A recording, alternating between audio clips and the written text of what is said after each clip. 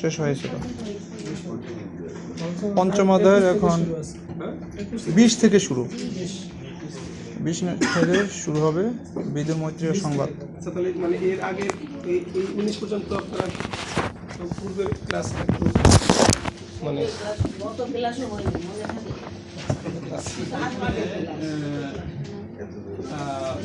মৈত্রীয় মানে সঙ্গে বিদুর দর্শন দেখা হলো, বিদুর মৈত্রীয় সংবাদ মৈত্রীয়কে অনেক প্রশংসা করলো এবং তাকে অনেক জানার জন্য অনেক প্রশ্ন জিজ্ঞাসা করলেন। মানে সেই প্রশ্ন হচ্ছে কি, আমাদের যে 6টা প্রশ্ন ছিল ভগবতের শুরুতে, সেই 6টা প্রশ্নের কি মানে অংশ হিসেবে এখানে বিদুর মৈত্রীকে প্রশ্ন করছে ভগবানের দিব্য কার্যবোধের কথা, কীভাবে ভগবান জগৎ সৃষ্টি করেছেন। আমরা দেখতে পাই যে মানে তার আগে দেখবেন এই অধ্যায়গুলোতে ছিল এরকম যে যখন বিদুর প্রশ্ন করছেন সরাসরি কিন্তু ভগবানের সম্পর্কে প্রশ্ন করেননি। তিনি কি করেছেন, আগে কিভাবে এই জগতে মায়াকে কি আমরা চিনতে পারি। দেখবেন বিদুরের যে প্রশ্ন ছিল, এবং এই জগতে কিন্তু জ্ঞান শুরু হয় কিসের দ্বারা, জ্ঞান শুরু হয় কিসের দ্বারা, প্রশ্নের দ্বারাই। আপনি যে কোনো কিছু তথ্য জানবেন তার জায়গায় আপনার হৃদয় কী তৈরি হবে, জ্ঞানের সূচনা হয় কিন্তু হৃদয় প্রশ্নের উৎপত্তি থেকে। প্রশ্ন উৎপত্তি না হলে জ্ঞানের কি, জ্ঞান কখনো বিকশিত হয় না। এই জন্যই বলা যায় আমার মনে প্রথমটা কি, অথাত ব্রহ্ম জিজ্ঞাসা। তো ঠিক একইভাবে এখানে দেখবেন আগে আছে এরকম এই মানে যে শ্লোকগুলো পড়ানো হয়েছে তার মধ্যে এই আমি তো জানি না বাবু কী পড়াইছে কি, আমি যত বুঝতে পারছি। তো সেখানে মানে স্পষ্টভাবে বলা হচ্ছে যে ভগবান সম্পর্কে সরাসরি কি জানার যোগ্যতা কি আমাদের নাই। সরাসরিভাবে ভগবানকে কখনো কি জানতে, কেন? কারণ হচ্ছে বদ্ধজীব আমরা স্বতঃস্ফূর্ত কৃষ্ণ প্রেম বা আমরা মুক্তজীব নই। কিন্তু মুক্তজীব নেই, ভগবত প্রেম নাই, আমরা সরাসরি ভগবানকে কি জানার আগ্রহ আমাদের তৈরি হবে না। তো এই তৈরি হবে কখন, যখন বুঝতে পারবো যে আমরা এই বদ্ধ জগতে বদ্ধ অবস্থায় আছি। প্রকৃতপক্ষে আমরা যে বদ্ধ জগতে বদ্ধ অবস্থায় আছি এটাই কি আমরা এখনো পর্যন্ত অনেকে বুঝতে পারছি না।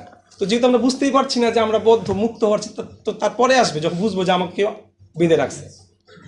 তো এই জন্যই কিন্তু দেখবেন বিদুর মহারাজ তার আগে বলেছিল যে প্রশ্নটা ছিল এই মায়াটা আসলে কতটা কঠিন, মায়ার জগৎটা যে কঠিন, এবং আমরা যে মায়ার জগতে বদ্ধ হয়ে দুঃখ কষ্ট ভোগ করছি।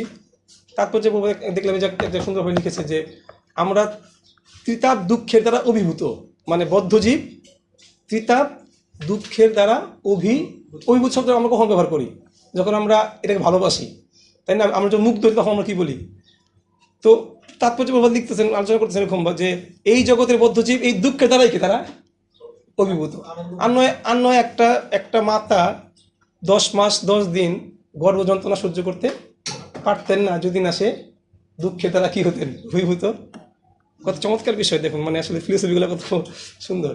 তো এইখানে প্রভুপাদ ব্যক্ত করছেন যে বদ্ধজীব কিন্তু মায়ার দ্বারা কি, আর ভক্তরা কি, ভক্তরা হচ্ছে যখন বুঝতে পারে যে সে মায়ার দ্বারা দুঃখ ভোগ করছে, অনন্তকাল ধরে দুঃখ ভোগ করতে, তখন সে কি সেই মুক্ত হওয়ার জন্য যখন চেষ্টা করে তখন সে কি বুঝতে পারে যে ভগবানের আরাধনা করা, তখন ভগবতের কথা। এই জন্য প্রশ্নটা কিন্তু মানে এখানে লেখা ছিল, আমি কোথায় খেয়াল করি, লেখা ছিল যে এরকম যে সরাসরি প্রশ্ন না করে কেন তিনি আগে এই প্রশ্নগুলো করলেন। সরাসরি প্রশ্ন ছিল না ভগবানের লীলা সম্পর্কে, কিন্তু বললেন যে এই লীলা জানার জন্য আগে তাকে কি করতে হবে, আগে তাকে জানতে হবে যে আমি এই মায়ের জগতে আছি, মায়ের দ্বারা দুঃখগ্রস্ত হয়ে আছি, তাই আমাকে ভগবান লীলা শ্রবণ করার মাধ্যমে কি করতে হবে, এই মায়া থেকে মুক্ত হয়ে আমাকে দুর্দশা ভোগ করতে হবে।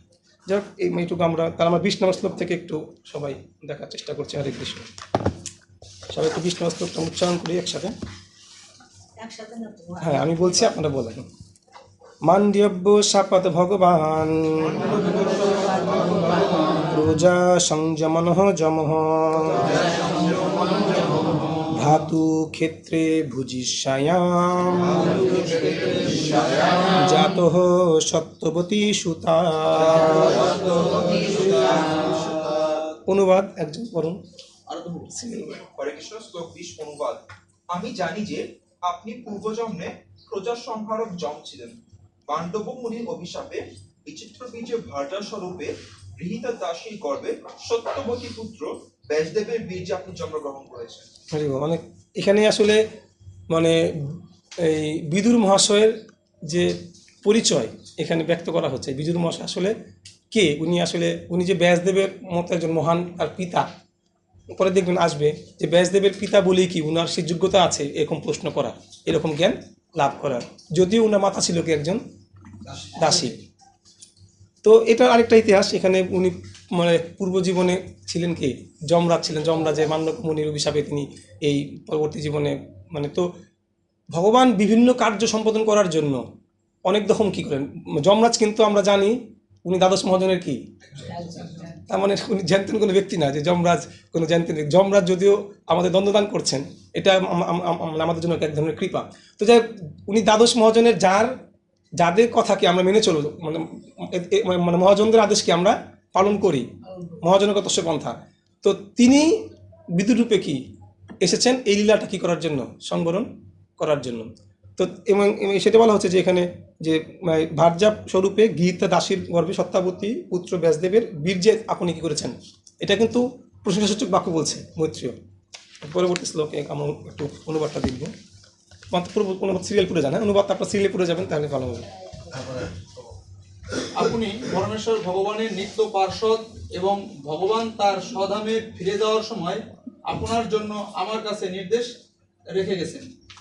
বুঝতে পারছেন, এখানে ভগবানের সরাসরি বলছেন কিন্তু তিনি ভগবানের কি নিত্য পার্শ্বদ, হ্যাঁ, এবং ভগবান তার স্বধাম ফিরে যাওয়ার সময় আপনার জন্য আমার কাছে নির্দেশ, ভগবান স্বয়ং কি নির্দেশ রেখে গেছেন। সুতরাং পরিস্থিতিটা কথা ছিল, এই জন্যই কিন্তু আমরা তিনি ভাগবতমে বিদুর মৈত্র সংবাদ নামে, ভাগবতমে আমরা যে কটা সংলাপ দেখি এর মধ্যে একটা হচ্ছে কি বিদুর মৈত্রের সংবাদ, হ্যাঁ, সুখদেব গোস্বামী পরীক্ষিত মহারাজের সংলাপ যেখান থেকে শুরু হয়েছিল, এরপর হচ্ছে সুত গোস্বামী আর নমিশান্য ভক্তদের সংবাদ, তারপর হচ্ছে গিয়া বিদুর মৈত্রের সংবাদ আমরা এখানে দেখতে পাচ্ছি। পরের শ্লোক। হরে কৃষ্ণ। তাই আমি আপনার কাছে ভগবান কিভাবে এই জগতের সৃষ্টি, পালন এবং সংহার করার জন্য তার অন্তরঙ্গ শক্তি বিস্তার করে লীলাবিলাস করে তা একে একে বর্ণনা করব। পরবর্তী শ্লোক।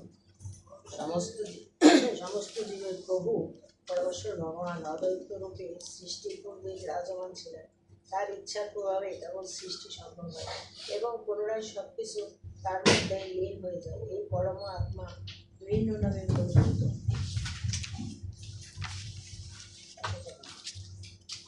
এরপর একটা পারেন।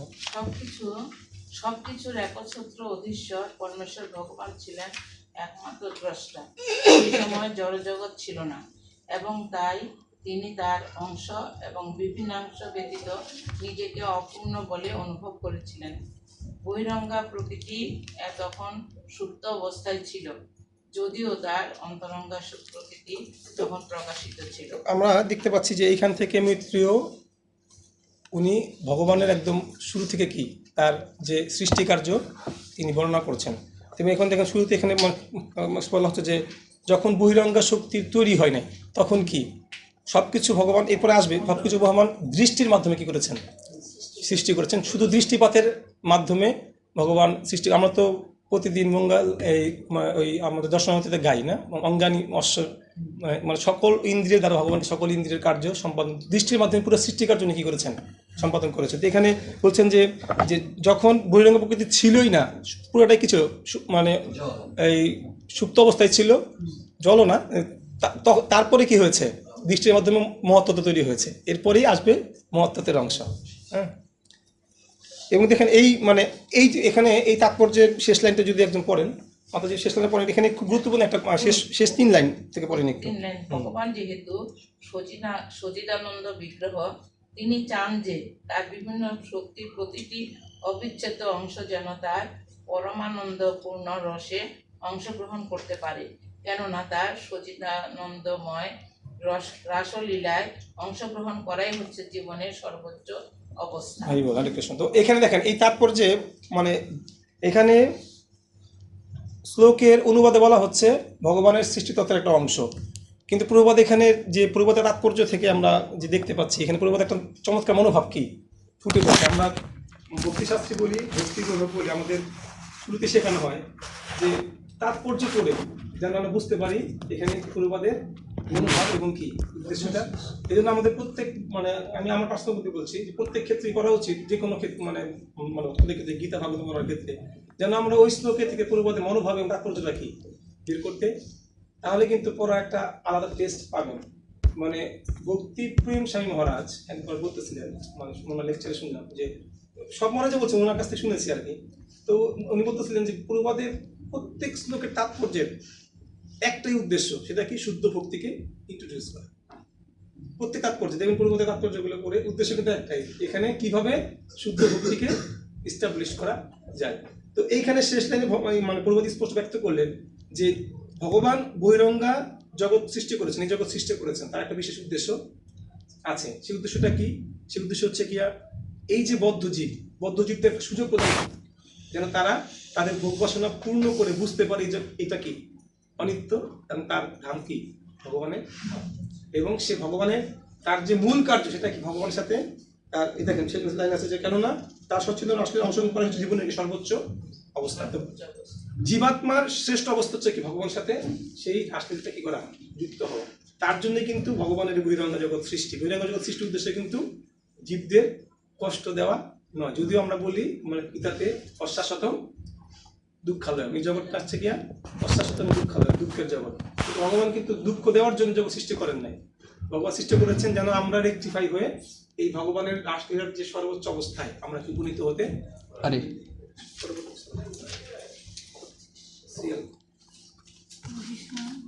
ভগবান হচ্ছেন দ্রষ্টা এবং বহিরঙ্গ শক্তি হচ্ছে দৃষ্টি, সৃষ্টির কারণ এবং কার্য উভয় রূপে ক্রিয়াশীল হয়। হে মহা সৌভাগ্যবান বিজয়, এই বহিরঙ্গা শক্তি মায়া নামে পরিচিত এবং তার মাধ্যমে কেবল সমগ্র জগৎ সম্ভব হয়।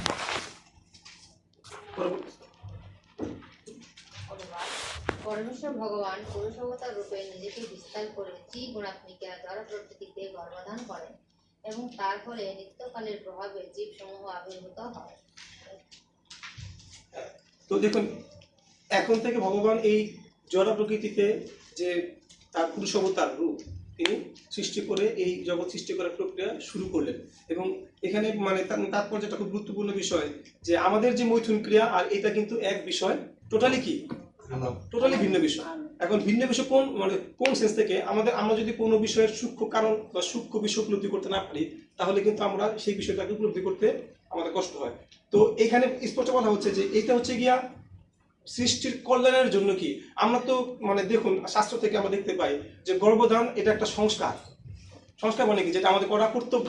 এবং পূর্বপাত তাৎপর্য মানে পূর্বপাত তার বহু জায়গায় লিখেছেন যে আমাদের মানে প্রকাশ্যে কি করা উচিত, গর্ভধান সংস্কার করে তারপরে কি আমাদের কার্যক্রম, কারণ এটা একটা পবিত্র বিষয়। এখন এটা আমরা কি উপলব্ধি করতে পারি না, কারণ আমাদের হৃদয়ে কি কামনা বাসনায় পরিপূর্ণ, ফলে আমরা সেটা চিন্তাই করতে কি পারি না।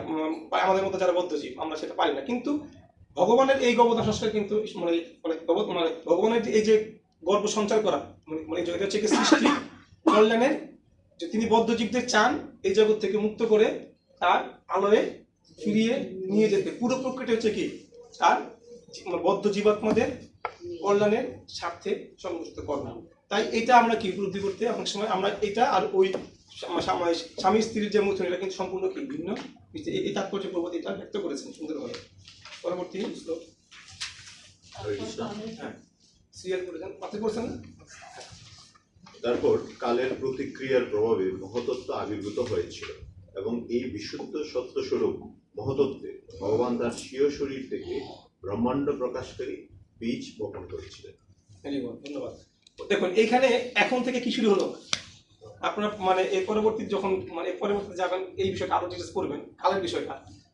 কাল কিন্তু শুরু হলো এখন থেকে, তার আগে কিন্তু কি ছিল না, কালের কোনো প্রভাব চিহ্ন কিন্তু কাল না, সবকিছু কি নিত্যকাল ধরে কি আমরা বলি নিত্যকাল বলে কালের কোনো প্রভাব নাই। তো মহত্তত্ত্ব সৃষ্টি হওয়ার থেকেই কিন্তু কি কাল থেকেই মানে কাল আর মহত্তত্ত্ব একসাথে কি হয়েছেন, কারণ মানে মহত্তত্ত্ব কিন্তু এখানে পরে দেখবেন এখানে তাৎপর্যটা খেয়াল করেন লেখা আছে স্পষ্ট, তাৎপর্যটা পড়েন একজন কালের প্রভাবে যারা প্রকৃতির গর্ভ সঞ্চারিত হলে প্রথমে তা মহতত্ত্ব রূপে প্রকাশিত হয়েছিল।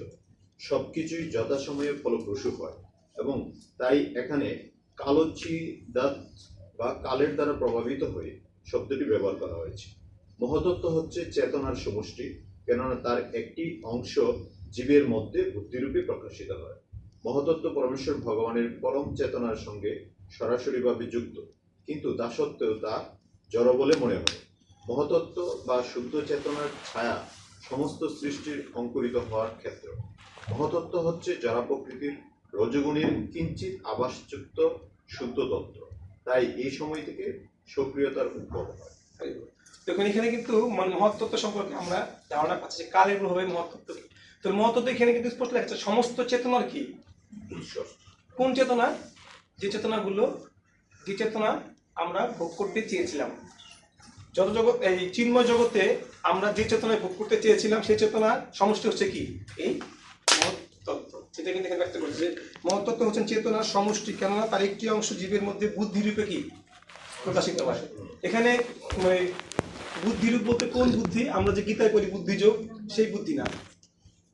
এই বুদ্ধি হচ্ছে ভোগ করা যে প্রকৃতি, ফলে মহত্তত্ত্ব ভগবান সৃষ্টি করতে বাধ্য হয়েছেন। কিন্তু মহত্তত্ত্ব কিন্তু কি, মহত্তত্ত্ব যখন পরবর্তী তাৎপর্যে আপনি দেখবেন মহত্তত্ত্ব আর জড় এটা কিন্তু মাঝখানে একটা পর্দা। মহত্তত্ত্ব হচ্ছে চিন্ময় বস্তু, কিন্তু যখনই কালের সংস্পর্শে আসে সেটা কি তখন ভোগ বাসনাগুলো সেখান থেকে উৎপন্ন আবার নতুন করে তৈরি হয় এবং এই জগতে ভোগ করার জন্য কি জীব ভগবান এই জগতে প্রেরণ করে। এবং তাই লেখছে যে মহত্তত্ত্ব হচ্ছে জড় প্রকৃতি রজগুণের কিঞ্চিত আভাসযুক্ত শুদ্ধ সত্তা। তাই এই সময় থেকে সক্রিয়তা উদ্ভব হয়।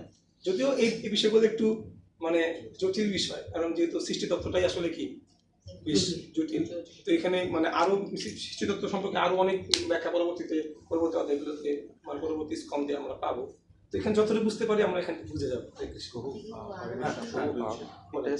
ছিল আমি হয়তো পূর্বত ভুল শুনেছিলাম, মহত্তত্ত্ব কি ত্রিগুণ নাকি শুদ্ধ সত্য, কোনটা? মহত্তত্ত্ব দুইটাই। শুদ্ধ সত্য যখন কালের প্রভাবে আসবে তখনই সেটা সেখানে কি হবে, গুণের সঞ্চারিত হবে। ওকে, আমরা তো মহত্তত্ত্বকে আবার আমরা গীতাতে পড়েছি মহত্তত্ত্ব মানে কি প্রধান, তাই না? সমস্ত অর্থাৎ মহত্তত্ত্ব হচ্ছে গিয়া সমস্ত জড় প্রকৃতির সমস্ত কিছু উৎস হচ্ছে কি মহত্তত্ত্ব। তো জড় দেখবেন এখানে দেখা আছে কিন্তু দেখেন এটা ছায়া বলা আছে, কি বলা হচ্ছে এই যে মহত্তত্ত্ব বা শুদ্ধ চেতনার ছায়া সমস্ত সৃষ্টির অঙ্কুরিত হওয়ার ক্ষেত্র। তো মহত্তত্ত্বের ছায়া, মহত্তত্ত্ব কিন্তু শুদ্ধ, কারণ মহত্তত্ত্বের সমস্ত চেতনার কি আত্মা, কি আত্মা হচ্ছে সবচেয়ে আনন্দময়। তো সমস্ত চেতনার সমষ্টি হচ্ছে কি মহত্তত্ত্ব। যখন আত্মার মধ্যে ভোগ বাসনা তৈরি হয় তো ভোগ বাসনার জন্য কি এটা মহত্তত্ত্বের ছায়া রূপে তখন ত্রিগুণ মিশ্রিত হয়ে সেখানে কি কার্যক্রম তখন শুরু করে। কালের প্রভাবে হয়ে গেছে, তখন সেখানে রজগুণ উৎপন্ন হয়। কারণ আপনি কাজ করবেন, কাজ করতে কি লাগবে? সেবা করতে লাগবেন, সেবা করবেন নির্গুণ স্তরে, কাজ করবেন কোন স্তরে? রজগুণ স্তরে এসে আপনি কর্ম করবেন। কর্মটাই হবে কোন স্তরে, কোন গুণে? আমরা কর্ম করি কোন গুণে? সাধারণত রজগুণ। সত্য গুণে কর্ম হয়, কিন্তু সত্য গুণের কর্ম থেকে আস্তে আস্তে কি মুক্ত হওয়ার চান্স বেশি থাকে। তো কর্ম কিন্তু কর্ম বাসনা থাকে কিসের মাধ্যমে? কাম এসে ক্রোধ এসে রজগুণ সমুদ্ভব, হ্যাঁ রজগুণ থেকে। সুতরাং এই জন্য বলা আছে যে যেহেতু এখন মানুষ সক্রিয় হবে, কর্ম করতে গেলে কি লাগবে? রজগুণ লাগবে। তো এগুলো একটু আসলে এই আমাদের ভক্তিপ্রেম স্বামী মহারাজের লেকচার শুনছিলাম যে ভগবানের এই লীলাগুলো কি সঠিকভাবে কি বোঝা রাখি অনেক কঠিন। কারণ আপনি সামনে যখন যাবেন আরো কি অনেক তত্ত্ব আসবে। এখানে আমরা ভক্তি বই 2-তে পড়ছিলাম, মোটিভেটে আমাদের এই সুমদেব ক্লাস নিয়েছিলেন, পুরো না হলে 2-3 মাস ধরে ক্লাস নিয়েছেন শুধুমাত্র কি এই সৃষ্টি তত্ত্ব নিয়ে, কিভাবে একটা মিশ্রিত হয়ে বিভিন্ন গুণ মিশ্রিত হয়ে বিভিন্ন ধরনের বস্তু তৈরি হচ্ছে এগুলো। তো এই বিশাল একটা অংশ। তাই তো আমরা এটা বলার উদ্দেশ্য হচ্ছে কি এই সৃষ্টি তত্ত্ব যখন আমরা দেখি তখন চিন্তা করি যে পৃথিবীর আর কোনো জায়গায় কোনো ধর্মে এত বিস্তৃতভাবে এত ডিটেলস এটা কি না, এবং এগুলো লেখা কোনো সাধারণ মানুষের পক্ষেও কি আসলে বোঝা বলার উদ্দেশ্য হচ্ছে কি এটা যে ভাগবতম যে ভগবানের সরাসরি ভগবান ওই ব্রহ্মকে দান করেছেন, এগুলো আসলে সাধারণ মস্তিষ্কে এগুলো কখনোই কি আসা সম্ভব নয়।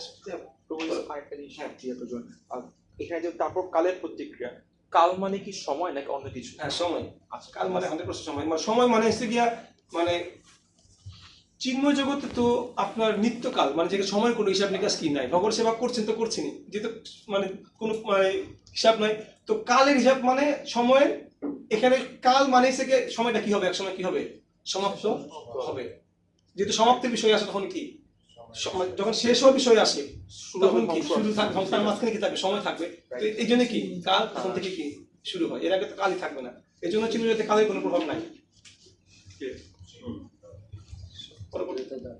তারপর 28 নম্বর শ্লোক পড়েন। তারপর ভাবি জীবদের উৎসরূপে মহাতত্ত্ব বিভিন্ন রূপে রূপান্তরিত হয়েছিল। মহাতত্ত্ব তমগুণ প্রদান এবং তার থেকে অহংকারের উৎপাদন, এটি সৃষ্টি করতে চেতনা সম্মিলিত এবং ফলপ্রসূ হওয়ার কাল সম্মিলিত পরমেশ্বর ভগবানের একটি অংশ। পরবর্তী শ্লোক। মহত্তত্ত্ব বা মহান কারণিক সত্য অহংকারে রূপান্তরিত হয়, যা কারণ, কার্য এবং কর্তা এই 3 পর্বে প্রকাশিত হয়। এই সমস্ত কার্যকলাপ মানসিক স্তরে সম্পাদিত হয় এবং এগুলির ভিত্তি হচ্ছে পঞ্চ মহাভূত, স্থূল ইন্দ্রিয়সমূহ ও মানসিক জল্পনা কল্পনা। সত্য, রজ এবং তম এই 3টি গুণে অহংকার প্রকাশিত হয়। এই পরবর্তী শ্লোকটা পড়েন, তারপর আলোচনা করছি। পরবর্তী শ্লোকটা। সত্যগুণের সঙ্গে প্রতিক্রিয়ার ফলে অহংকার মনে রূপান্তরিত হয়। যে সমস্ত দেবতা প্রকাশ্যমান জগৎ নিয়ন্ত্রণ করেন তারাও সেই একই তত্ত্ব থেকে, অর্থাৎ অহংকার এবং সত্যগুণের প্রতিক্রিয়া থেকে উৎপন্ন হয়েছে। দেখেন এইখানে বলা হচ্ছে যে মহত্তত্ত্ব তমগুণ প্রধান এবং তার থেকে অহংকারের কি হয়েছে, উদ্ভব হয়েছে। এবং দেখুন, এবং আমরা দেখতে পাচ্ছি যে অহংকার, আমরা এই গীতাতে পড়েছিলাম যে মন, বুদ্ধি, অহংকার। মন থেকে কে বড়? বুদ্ধি। বুদ্ধি থেকে কে বড়? অহংকার বড়। কারণ কি জানেন? কারণ বুদ্ধি পরিচালিত হয় কিসের দ্বারা? অহংকারের দ্বারা। বুদ্ধি পরিচালিত হয় কিসের দ্বারা? অহংকারের দ্বারা। মূল্যতা পরিচালিত হয়, কিন্তু আপনি যে ধরনের চিন্তা করবেন, প্রথমে আপনার যে ধরনের অহংবোধ আসবে, সেখান থেকে কি আসবে? বুদ্ধিটা কাজ শুরু করবে। এখন আপনি যদি মনে করেন যে আমি ভোগ করতে চাই, তারপর বুদ্ধি কাজ করবে কিভাবে? ওই ভোগটাকে পূর্ণ করার জন্য বুদ্ধি, তখন মন কি তাকে সেইভাবে কি করবে? নিয়ন্ত্রণ করবে। সুতরাং বুদ্ধি থেকেও কি অহংকারটা কি? আপনি বুদ্ধি তো সবার কম বেশি আছে, হ্যাঁ, সেটা জড় বুদ্ধি হোক আর চিহ্ন বুদ্ধি, বুদ্ধি তো সবারই কম বেশি আছে। তো যখন আপনার ফিক্সড হবে অহংকারটা যে না আমি ভগবান নিত্য দাস, ফিক্সড আপনি ভগবান, আপনি জেনে গেছেন আপনি ভগবান নিত্য দাস, তখন আপনার বুদ্ধি কাজ করবে কিভাবে? তখন আপনার বুদ্ধি কাজ করবে কিভাবে সেবায় আরো উন্নতি করা যায়। সুতরাং এই বুদ্ধিটা কিন্তু আপনার অহংকার আপনাকে কি করছে? নির্দেশনা দান করছে। সুতরাং বলা হচ্ছে যে অহংকার হচ্ছে গিয়া এখানে কিন্তু আগে উৎপন্ন কার হয়েছে? অহংকারে। দেখেন মহত্ত্বের পরে প্রথমে কি উৎপন্ন হইলো? অহংকার। কারণ অহংকার দ্বারা মানুষ কি করবে? মিথ্যা অহংকার দ্বারা মানুষ কি করবে? এই জগতে ভোগ করার বাসনা তৈরি করবে মিথ্যা অহংকারের দ্বারা। অহংকার 2 প্রকারের, একটা কি সত্য অহংকার, একটা কি মিথ্যা অহংকার। সত্য অহংকার হচ্ছে ভগবানের, জীবের স্বরূপ হয় কৃষ্ণের নিত্যদাস, এটা হচ্ছে সত্য অহংকার। আর দেহাত্ম বুদ্ধিটা হচ্ছে কি? আমি দেহাত্ম বুদ্ধি হচ্ছে কি? এটা মিথ্যা অহংকার। তো অহংকারের থেকেই কি হবে? তখন দেহাত্ম বুদ্ধি দ্বারা জীব কি করবে? এই জগতে ভোগ করার, আধিপত্য করার কি করবে? চেষ্টা করবে। তাই এখানে আর এই অহংকার হচ্ছে তমগুণ, তার থেকে উৎপন্ন হয়। এবং পরবর্তীতে দেখেন যে, এবং এখানে যেটা মূল বিষয় দেখবেন যে এখানে একটা শব্দ বলা হচ্ছে যে এগুলোর ভিত্তি হচ্ছে পঞ্চ মহাভূত, স্থূল ইন্দ্রিয়সমূহ, মানসিক জল্পনা কল্পনা। মানসিক জল্পনা কল্পনা শব্দটা নিয়ে আসছে। এটা কেন বলছি? কারণ যেহেতু আমরা ভক্তি বৈভব করছি সবাই, আমাদের কিন্তু শুধুমাত্র ইসকন একটা প্রচারমুখী সংগঠন, আমাদের প্রচার করা রাখে আমাদের একটা রক্তে কি ইসকনে ঢুকতে রক্তে কি মিশানো থাকে যে তুমি কি করবা, তোমাকে কি করতে হবে? প্রচার করতে হবে। তো প্রচার করতে গেলে সব থেকে গুরুত্বপূর্ণ যে বিষয়টা সেটা হচ্ছে মানসিক জল্পনা কল্পনা। এটা কিন্তু আমাদের ভক্ত জীবনের বাইরে। এবং গীতাতেও ভগবান গীতা ভাগবত কয়েক জায়গায় ভগবান উল্লেখ করেছেন যে ভগবান 3 ধরনের ব্যক্তিকে কি পছন্দ করেন না। এক হচ্ছে যারা অতিরিক্ত ইন্দ্রিয় ভোগ পরায়ণ, যাদের একটা হচ্ছে যারা অনেক কিছু ভোগ করতে চায়, ভোগবাদী, সেটা যেভাবেই হোক, বৈদিক শাস্ত্র মেনে হোক বা না মেনে হোক। আর যারা অসংযত, যাদের ইন্দ্রিয় কি অসংযত, ইন্দ্রিয় সংযত করতে পারে না এবং বাক্যম করে ফেলে সংযত করতে না পেরে। আর তৃতীয় হচ্ছে কি যাদের মধ্যে এই প্রবণতা থাকে যে মানসিক জল্পনা কল্পনার মাধ্যমে ধর্মকে কি করা? প্রতিষ্ঠা করা। এই 3 শ্রেণীর ব্যক্তিকে ভগবান কি করতে পারে না, এবং তার মধ্যে 3 নম্বরটা সব থেকে বেশি খারাপ। কেন? এই জগৎ ধ্বংস হয় কিন্তু কি এদের দ্বারাই।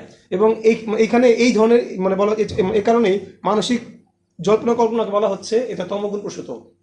এটা অত্যন্ত কি ভয়াবহ একটা বিষয়। এবং প্রভুপাদ এই মানসিক জল্পনা কল্পনাকে রোধ করার জন্যই 22,000 পৃষ্ঠা কি আমাদেরকে দিয়ে গেছে সারা জীবন ধরে, যেন আমরা মানসিক জল্পনা কল্পনা করে ধর্মটাকে উপলব্ধি করার চেষ্টা না করি। এবং দেখবেন নারদীয় পঞ্চায়েতের বিখ্যাত শ্লোক আমরা বলে থাকি যে স্মৃতি শ্রুতি পুরাণ আদি পঞ্চরাত্রিক বিধিন বিনা ঐকান্তিকী হরির ভক্তি।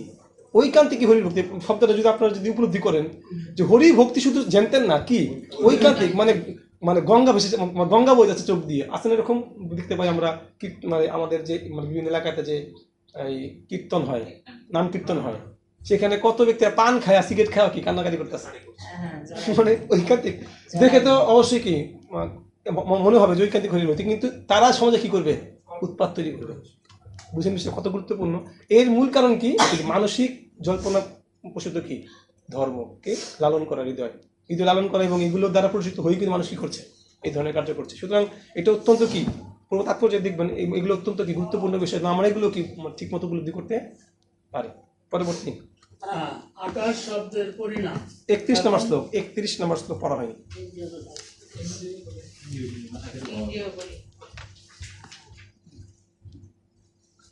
ইন্দ্রিয়গুলো নিশ্চিতভাবে রাজস অহংকার থেকে উদ্ভূত, আর তাই জল্পনা কল্পনা ভিত্তিক দার্শনিক জ্ঞান এবং সকাম কর্ম প্রধানত রজোগুণ থেকে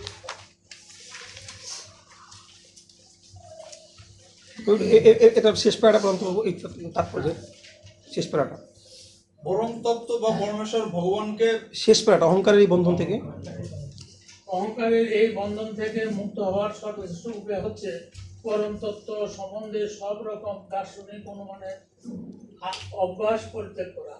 সকলেরই নিশ্চিতভাবে জানা উচিত যে অহং ভাবাপন্ন ব্যক্তি দার্শনিক অনুমানের দ্বারা কখনো পরম তত্ত্বকে উপলব্ধি করা যায় না।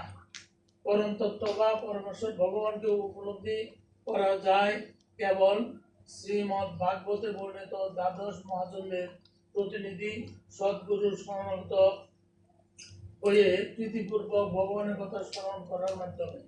এই প্রকার প্রচেষ্টার প্রভাবই কেবল ভগবানের মায়া শক্তিকে জয় করা যায়।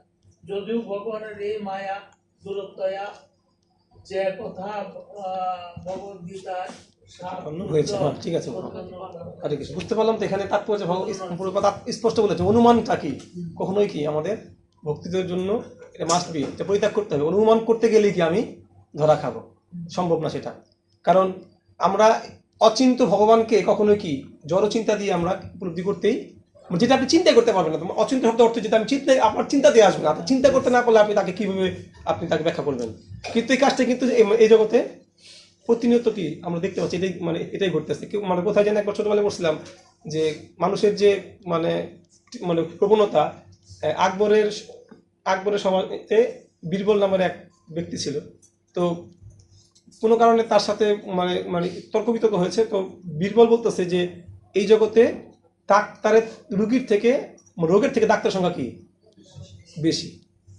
তখন এটা নিয়ে তর্ক বিতর্ক হওয়ার পর বলছে ঠিক আছে, তাহলে আপনি একটু অভিনয় করেন যে আপনার পেটে ব্যথা বা মাথা ব্যথা। তো যখন পেটে ব্যথা হয় তখন তাকে উপস্থিত সবাই পরামর্শ দিচ্ছে আপনি এটা করুন সেটা করুন, কিন্তু কেউ কি তাদের কারো ডাক্তারি কিন্তু ডিগ্রি বা সিল নাই, কিন্তু মানে উপদেশ আসছে 101টা।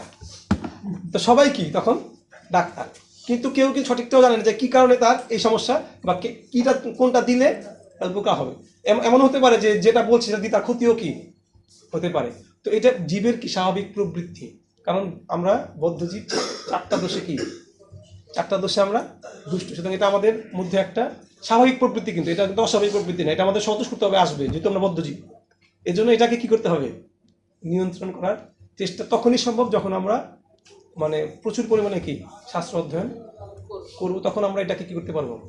সহজে নিয়ন্ত্রণ করতে পারবো। আর নয় এটা আমাদের কিন্তু প্রবৃত্তি মানে বলার যখন একটু শক্তি সামর্থ্য হবে। এখন হয়তো বলি না কারণ বলতে পারি না, তাই বিষয়টা ভালো করে খেয়াল করুন। আমরা এখন হয়তো অনেকে বলি না কেন? বলতে হয়তো আমি পারছি না বা মানে মানে যে কোনো কারণে যখন ক্ষমতা আসবে আপনার কাছে তখন কিন্তু কি নিজেকে কি আটকানো কষ্ট। এই জন্য তখন কি মানে আমাদের কি প্রয়োজন? শাস্ত্র অধ্যয়ন প্রয়োজন। আমার খুব চমৎকার হয় যাতে আমরা পূর্বপাদের শাস্ত্রের বাইরে কিছু বলার চেষ্টা না করি। এরপরে শ্লোক।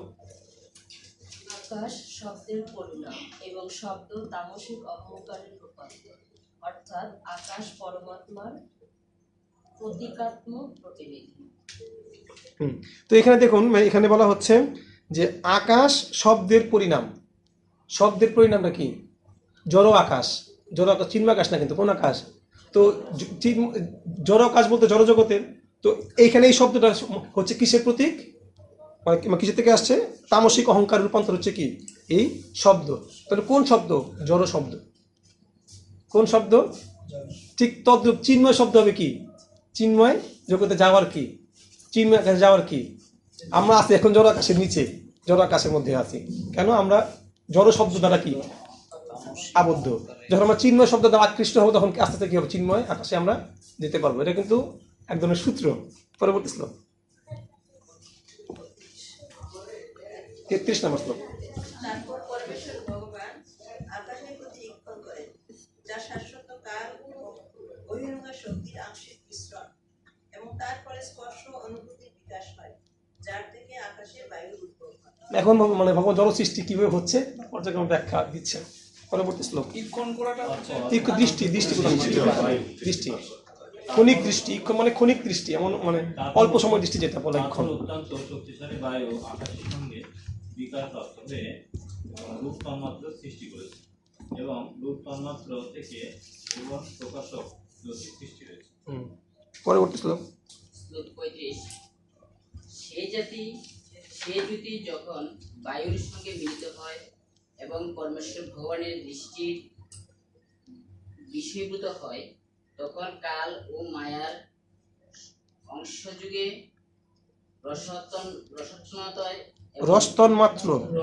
রসতন মাত্র এবং জলের উৎপত্তি হয়।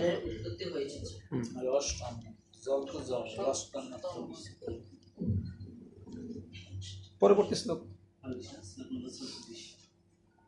তারপর জ্যোতি থেকে উদ্ভূত জল ভগবানের দৃষ্টিগোচর হয় এবং তাতে কাল ও মায়ার সহযোগে গন্ধ গুণাত্মিকা পৃথিবীর সৃষ্টি হয়েছিল। গন্ধ গুণাত্মিকা মানে গন্ধগুণযুক্ত পৃথিবীর কি সৃষ্টি হয়েছিল। তো দেখেন এখানে আমরা দেখতে পেলাম যে মানে আমাদের যে স্থূল পঞ্চভূত কি কি?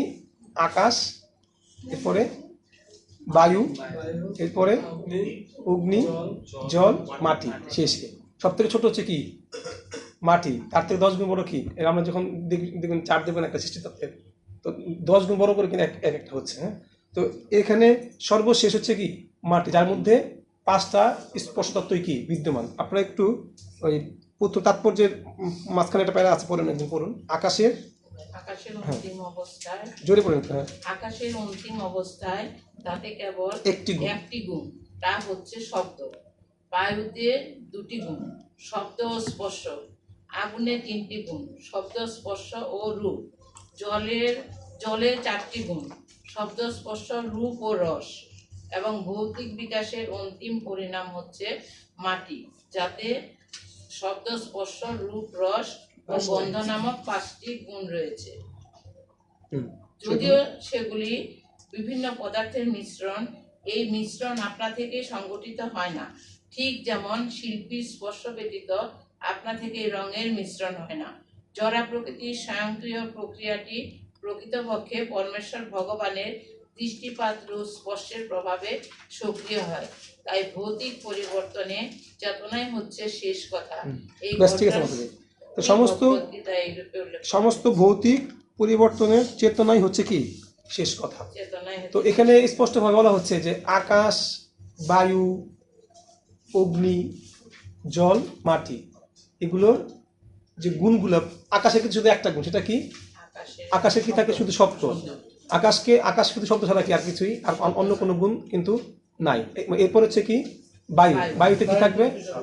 স্পর্শ থাকবে। শব্দ তো থাকবেই, আবার কি থাকবে? কারণ বায়ু আমরা স্পর্শ অনুভব করতে পারি। এরপর 3 নম্বর হচ্ছে আগুন, আগুনে কি আগুনে 3টি রূপ। রূপ থাকে, বায়ুকে দেখতে পাচ্ছি না আমরা, আগুনের রূপ আছে স্পষ্ট বোঝা যাচ্ছে। এরপরে তারপরে জলে জলের মধ্যে কি রস, হ্যাঁ ভগবান তো গীতা বলেছেন আমি জলের কি রস, সেটা সব ভগবান। হ্যাঁ তারপরে মাটিতে কি আছে, গন্ধ আছে। হ্যাঁ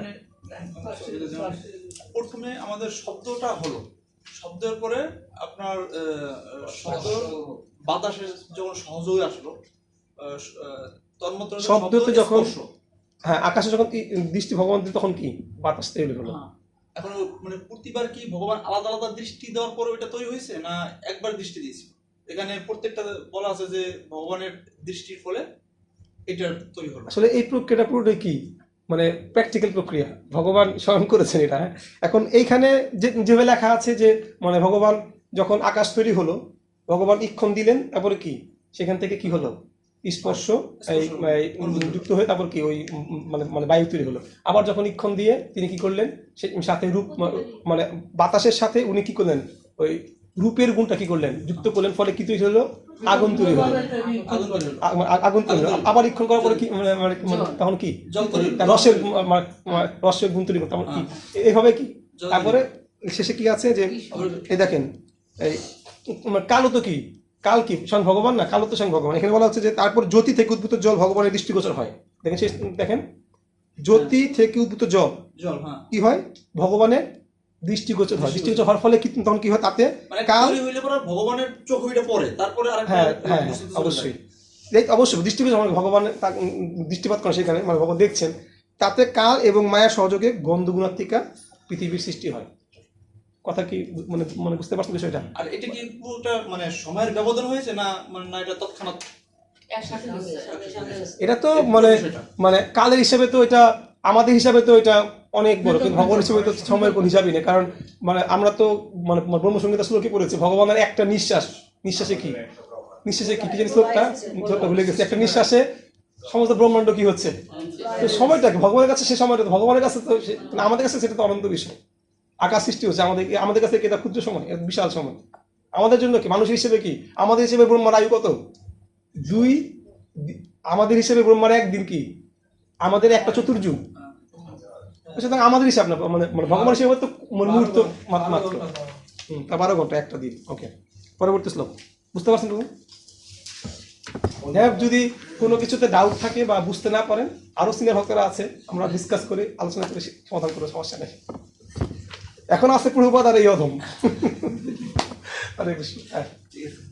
পরবর্তী শ্লোক কে বলুন? হে সজ্জন পুরুষ, সমস্ত ভৌতিক উপাদান আকাশ থেকে মাটি পর্যন্ত সব কঠিন ভৌতিক উপাদানে প্রকাশিত হয়, কেবল পরমেশ্বর ভগবানের দৃষ্টিপাত স্পর্শের ফলে বলেছি যে ভগবানের দৃষ্টিপাতে কি সবকিছু কি অন্তিম স্পর্শ। এই জন্য আমরা যে পরবর্তী আগের শ্লোকে তাৎপর্য বললাম যে সমস্ত ভৌতিক পরিবর্তনের চেতনাই হচ্ছে কি শেষ কথা। মানে ভগবান এই জগতে কি মানে কি নিয়ে আসবেন, ভৌতিক পরিবর্তন কেন হচ্ছে, কারণ চেতনাকে এই জগতে এনে বদ্ধ জীবাত্মাকে কি করার জন্য, যেন সে ভোগ করতে পারে, ভোগ করার সুবিধা দান করার জন্য। আমরা পরবর্তী করবো, আমরা তো দেখলাম ওইখানে যে ভগবান পূর্বত কি লিখেছেন যে পুরো সৃষ্টিতত্ত্বের এই বহিরঙ্গা জগৎ সৃষ্টির উদ্দেশ্য কিন্তু একটাই, যে এই বদ্ধ জীবাত্মাদের সুযোগ দান করা, যেহেতু তাদের মধ্যে ভোগবাসী উৎপত্তি হয়েছে, সুযোগ দান করা, সেই জন্য ভোগ করে উপলব্ধি করতে পারে যে এটা তার কি জীবনের প্রকৃত উদ্দেশ্য নয়। উদ্দেশ্য হচ্ছে কি ভগবানের সাথে রাস দিলে তাকে কি করতে হবে, যুক্ত হতে হবে।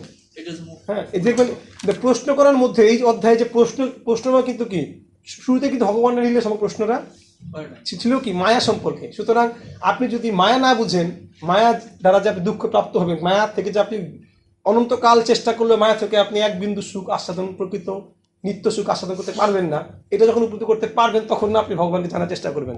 তো ঠিক তদ্রূপ ভোগ করার বাসনা যদি আমরা ভোগ করতে না যাই, তো বুঝবো না যে ভোগ থেকে কি শোক আসে। যত ভোগ তত কি শোক। তো ভোগ থেকে যে শোক আসে এটা না বুঝতে পারলে আপনি কিভাবে ভোগ থেকে মুক্ত হওয়ার চেষ্টা করবেন। তো ভগবান এটাকে বলা হয়, এই জন্য বলা হচ্ছে এই জগৎ হচ্ছে রেকটিফাইং হাউস, মানে এখানে আমরা রেকটিফাই হতে আসছি, পরিশুদ্ধ হয়ে ভগবত ধাম ফিরে যাওয়ার জন্য চেষ্টা করতে আসছি। হরে কৃষ্ণ। উল্লিখিত ভৌতিক উপাদানগুলোর নিয়ন্ত্রণকারী দেবতারা ভগবান শ্রীবিষ্ণুর সপ্তাবিষ্ট কলা, তার বহিরঙ্গ শক্তির অধীন শাশ্বত কালের প্রভাবে দেহ ধারণ করেন। এবং তারা তার বিভিন্ন অংশ তাদের উপর ব্রহ্মাণ্ডের বিভিন্ন কার্যকলাপের ভার অর্পণ করা হয়েছিল এবং সেগুলো সম্পাদন করতে অক্ষম হয়ে তারা কৃতাঞ্জলি পরমেশ্বর ভগবানের উদ্দেশ্যে মনোমুগ্ধকর প্রার্থনা নিবেদন করেছে। হরি বল, হরে কৃষ্ণ। এখানে খুব গুরুত্বপূর্ণ একটা বিষয় দেখুন, এখন এখান থেকে আমরা দেখব, এতক্ষণ আমরা দেখলাম যে আমাদের সম্ভবত 20 থেকে আমরা পড়লাম, 20 থেকে এই 37 পর্যন্ত যে শ্লোক, সেখানে কিন্তু আমরা দেখতে পেলাম যে ভগবান এই জল সৃষ্টি একটা, এটা কিন্তু এর বাইরেও কিন্তু আছে, আরো পরবর্তী দেখবেন আরো ডিটেলস বলা আছে এই সম্পর্কে। তো এখানে একটা একটা সিম্পল একটা ব্যাখ্যা দিল যে কিভাবে এই জড়জগৎ সৃষ্টি হয়েছে, কি ইক্ষণ ভগবানের দৃষ্টিপথের মাধ্যমে, ইক্ষণের মাধ্যমে এই জগতের যে মূল বিষয়গুলো, হ্যাঁ, স্থূল যে আকাশ বায়ুগুলো তৈরি হলো, এর ব্যাখ্যা দেওয়া আছে। এখন থেকে দেখেন যে প্রত্যেকটা বস্তুতে তো ভগবান দায়িত্ব প্রদান করে, তো প্রত্যেকটা বস্তুর জন্য এক একজন করে অধিষ্ঠাতা দেবতা বিদ্যমান। এখন আমরা দেখতে পাই ব্রহ্মা যখন সৃষ্টি হলেন তখনও কিন্তু উনি ব্রহ্মার হিসেবে কি উনি 1000 বছর কি করেছিলেন, তপস্যা করেছিলেন। তপস্যা করে সৃষ্টি হয়েছেন। সৃষ্টি হওয়া মাত্রই আমি কার সৃষ্টি, আমি কে, এটা জানার জন্য কি ব্রহ্মা তপস্যায় বসে উনি কি পরবর্তীতে ভগবানের কাছে 1000 বছর তপস্যা করার পরে উনি শক্তি প্রাপ্ত হলেন এই জগৎকে কি করার, পরিচালনা করার। এটা কিন্তু অনেক গুরুত্বপূর্ণ একটা শিক্ষা আমাদের জন্য। এবং এখন যখন দেখেন যে ভগবান যখন বিভিন্ন দেবতাদের দায়িত্ব ভার অর্পণ করবেন কাজের, দেখেন তাদের উপর ব্রহ্মাণ্ডের বিভিন্ন কার্যকলাপে ভার অর্পণ করা হয়েছিল এবং সেগুলো সম্পাদন করতে অক্ষম হয়ে তারা কি এগুলো হয়ে কি ছিল, অক্ষম হয়ে তারা কৃতাঞ্জলি পুটে পরমেশ্বর ভগবানের উদ্দেশ্যে মনোমুগ্ধকর প্রার্থনা কি করেছিলেন। এখন শুরু হবে দেবতাদের প্রার্থনা। এটা আমাদের জন্য একটা শিক্ষা যে আমরা এই জগতে যেখানেই থাকি না কেন, যেখানে যাই না, যাই হতে চাই না কেন, আমাদের অবশ্যই কি দরকার, ভগবানের প্রার্থনা। ভক্তি চাই বা ভোগ চাই, ভোগ চাইতে গেলে কি করতে হবে, ভগবানের প্রার্থনা। এই জন্য ভগবান ভাগবতমে আমাদেরকে স্পষ্ট বলেছেন যে অকাম সর্বকাম মোক্ষ কাম উদারিণী তীব্রেণ ভক্তি যোগেন যজেত পুরুষ। তুমি যাই চাও, ভক্তি চাও, মুক্তি চাও, পুরো জগৎ ভোগ করতে চাও, বা তুমি মুক্ত হতে চাও, বা আমার ভক্তি চাও, তোমাকে কি করা উচিত, আমারই প্রার্থনা করা উচিত। এখানে দেবতারা এই জগৎকে দায়িত্ব তারা প্রার্থনা শুরু করলেন কীর্তাঞ্জলি বটে, এবং সুন্দর সুন্দর শ্লোক আছে। আমরা যদিও ভাগবত অনেক প্রার্থনা দেখি, কুন্তী দেবীর প্রার্থনা, ভীষ্মদেবের প্রার্থনা। তো এখন দেবতারাও কি করছেন, তাদের কার্য করার জন্য প্রার্থনা করেছেন। তো আপনারা এই তাৎপর্যের একটু শেষ প্যারাটা যান, একজন করুন, এটা শেষ প্যারা। ভগবান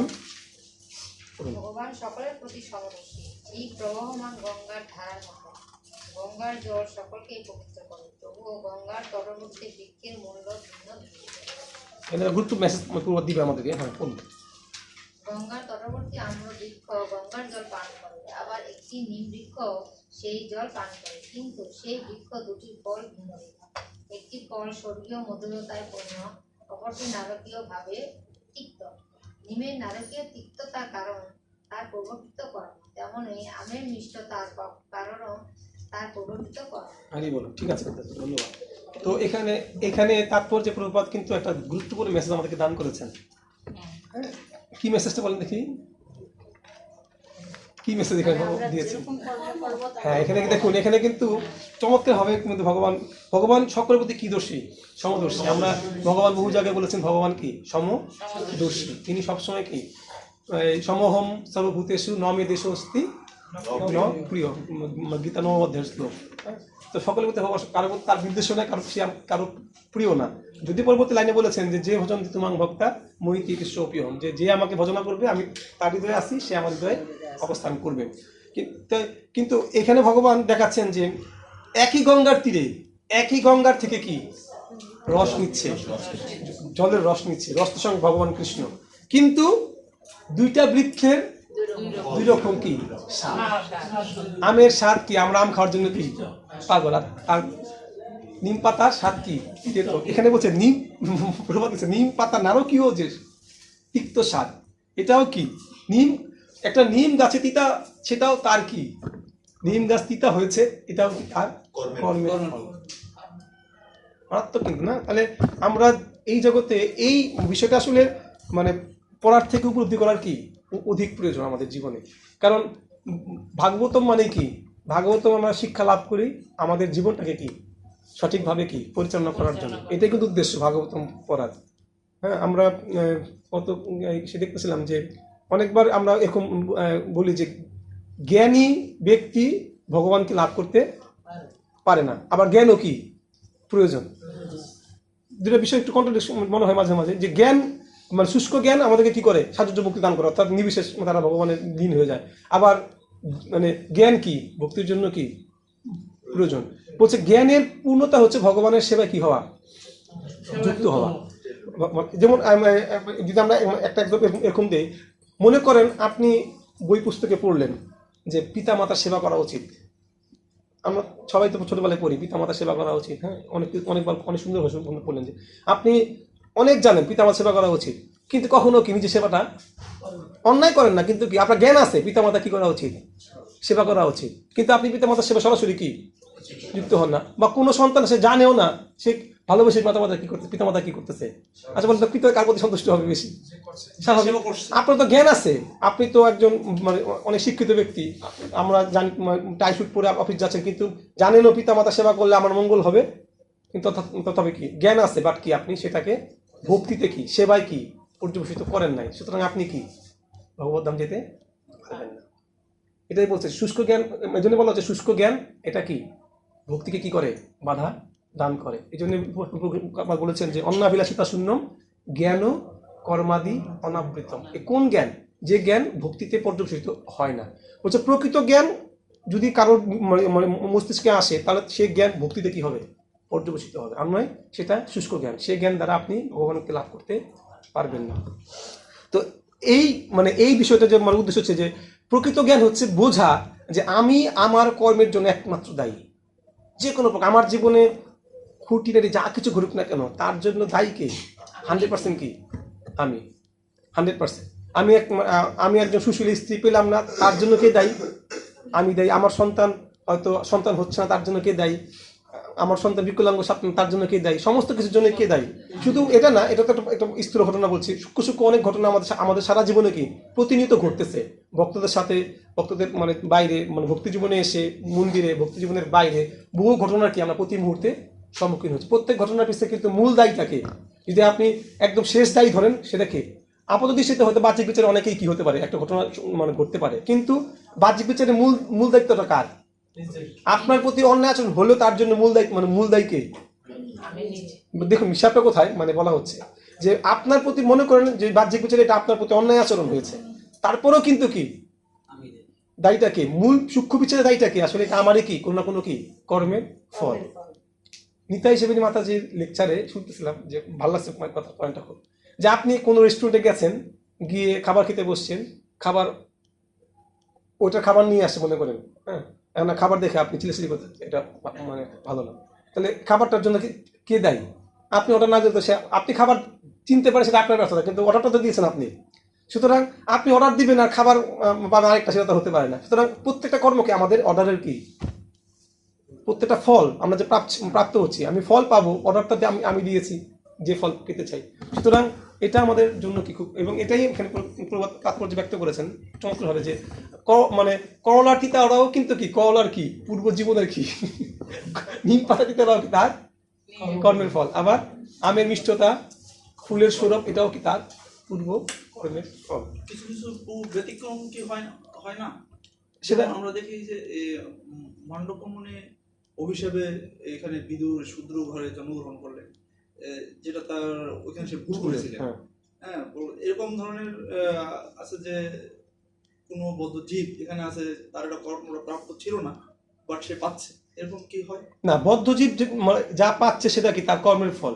এখন যদি ভক্তি হিসাব করেন সেটা কি ভগবান অনেক লীলা করেন, মানে যেহেতু ভগবান এই জগৎ সৃষ্টি করেছেন, ভগবানের কি কিছু কার্য থাকে ভক্তদের সাথে, তো সেই ক্ষেত্রে যদি কোনো ভক্তকে তিনি তার ক্রিয়ানো কিছু ব্যবহার করেন সেটা কি তার ব্যাপার। যেমন অর্জুনকে তিনি মোহগ্রস্ত করেছিলেন, অর্জুন কি মোহগ্রস্ত হওয়ার কথা ছিল না? অর্জুন তো ভগবানের প্রিয় ভক্ত, তিনি কেন মোহগ্রস্ত হবেন?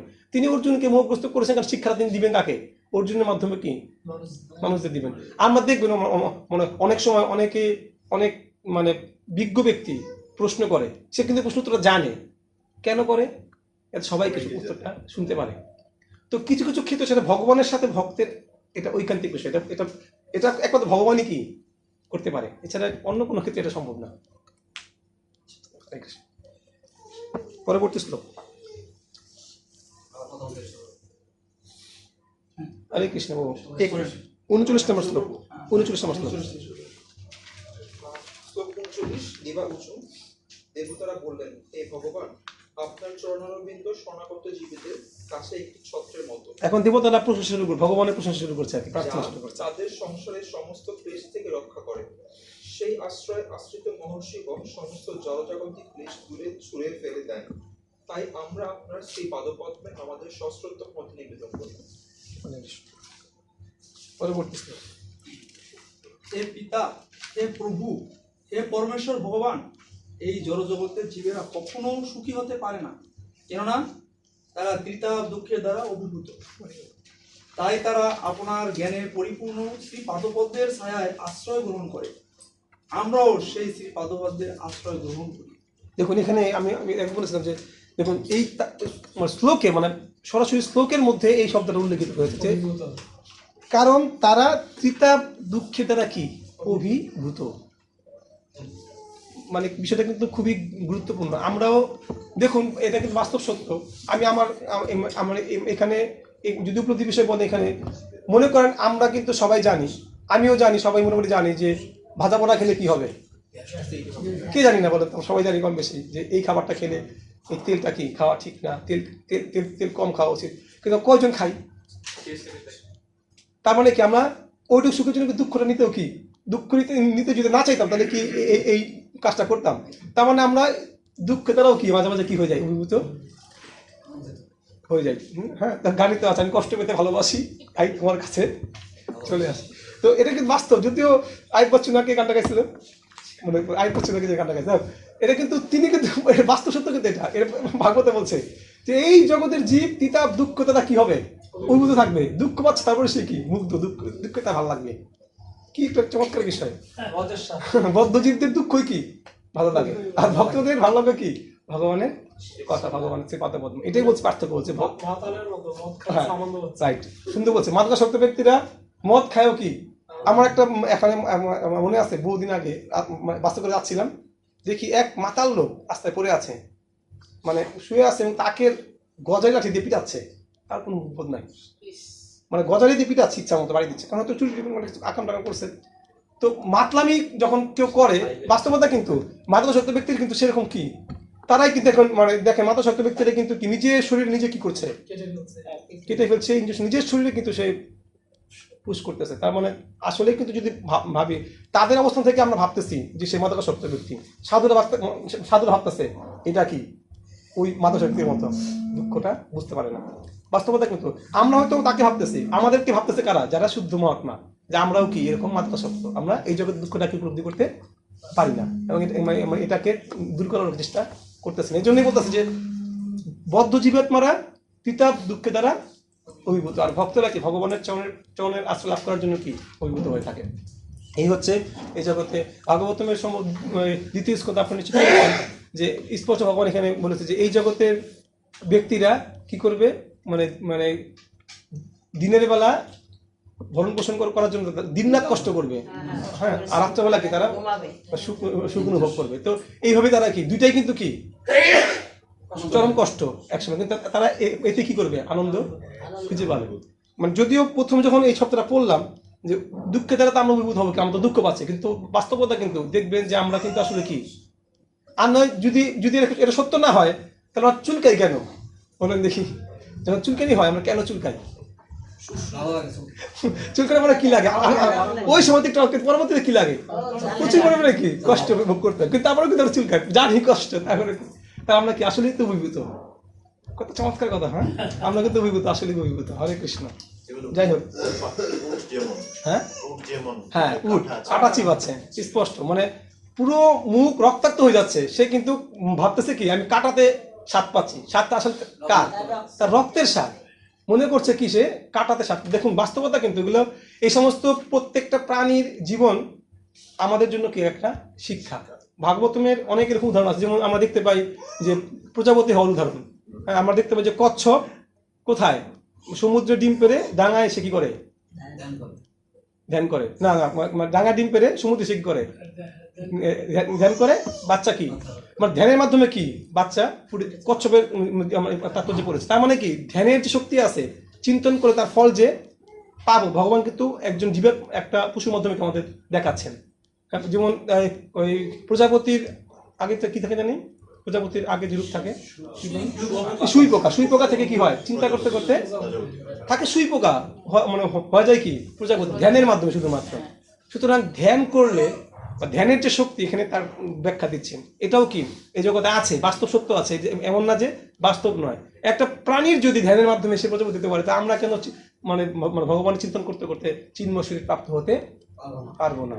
কেন পারবো না? প্রভু তাহলে কচ্ছপের বাচ্চাগুলো দিয়ে কচ্ছপের কাছে আসে, পরবর্তীতে আসে যখন হয় যায় তখন আসে, ডিম যখন ফুটে বাচ্চা তখন কি আবার কচ্ছপের সাথে সে ওইখানে ওই বসে ধ্যান করতে থাকে, বাচ্চা মানে ডিম ফুটতে বাচ্চা হতেছে এভাবে কিসে, তার মানে লিঙ্ক আছে। কিন্তু ধ্যানের সাথে কি আছে মানে লিঙ্ক মানে পরমাত্মার সাথে লিঙ্কটা কিভাবে আছে? পরমাত্মার সাথে যদি প্রত্যেকে পরমাত্মা না থাকতো, ভগবান রূপে পরমাত্মা রূপে প্রত্যেকে যদি ভগবান না থাকতেন তাহলে এই লিঙ্কটা তো হওয়া সম্ভব ছিল না।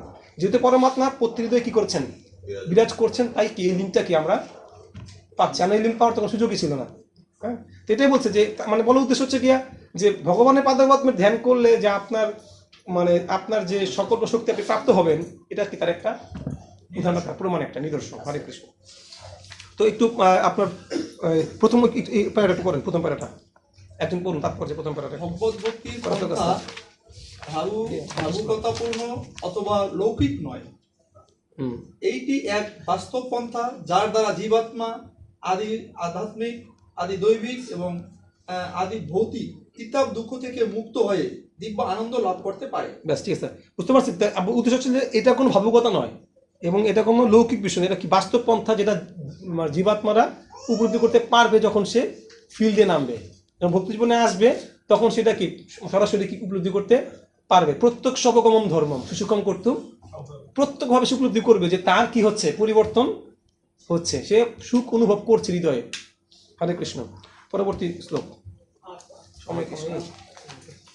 ভগবানের শ্রী পাদপদ্ম সমস্ত তীর্থের আশ্রয়, নির্মল চিত্ত মহর্ষিরা বেদরূপী পাখার দ্বারা বাহিত হয়ে নিরন্তর আপনার মুখ কোমল রূপ নিজের আশ্রয় অন্বেষণ করে।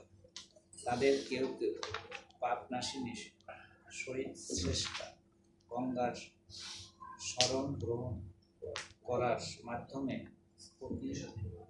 পদে আপনার সেই পাদপদ্মের পাদপদ্মে শরণ গ্রহণ করে। হরি বল। দেখুন এখানে মানে ভগবানকে বলা হচ্ছে ভগবানের পাদপদ্ম হচ্ছে সমস্ত তীর্থের কি আশ্রয় শুরু। যাক আমরা ওই দিকে না যে এখানে মূল বিষয় হচ্ছে কি এই শ্লোকে মানে শ্লোকে মানে ভগবান মানে দেবতারা বলতেছেন যে শুধু ভগবান নয় আর কার আশ্রয়, ভক্তের আশ্রয়। কার আশ্রয়? গঙ্গা দেবী তো ভগবানের একজন শুদ্ধ ভক্ত।